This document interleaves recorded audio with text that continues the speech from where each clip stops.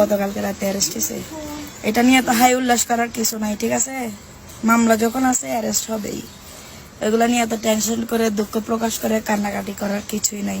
আপনারা যারা ভাবতেছেন আমার জামাই অ্যারেস্ট হয়েছে আর কোনোদিন বের হবে না, ওদের জন্য এক বালতি সমবেদনা। আমরা কারি কারি বান্ডিল বান্ডিল টাকা ছেড়ে আমার জামাইকে নিয়ে আসবো। আমার জামাই বীরের বেশে চলে আসবে এবং যারা এই ঘটনা ঘটাইছে তাদেরকে ছাড় দেওয়া হবে না। মাথায় রেখো, এতদিন আমরা পলাতক ছিলাম, এখন তোমরা পলাতক থাকার বেলা। এখন আমার জামাই আইনি প্রক্রিয়া শেষ করে আমার কাছে আসবে, তখন না খেলা শুরু হবে। খেলা মাত্র শুরু করছো তোমরা, শেষ করবো আমরা, ঠিক আছে? সবাই আমার জামাই যারা সাজ্জাতের যারা সাপোর্টার আছো, আমার জামাইয়ের জন্য দোয়া করবা যাতে 10-12 দিনের মধ্যে জামিন করে ফেলতে পারি।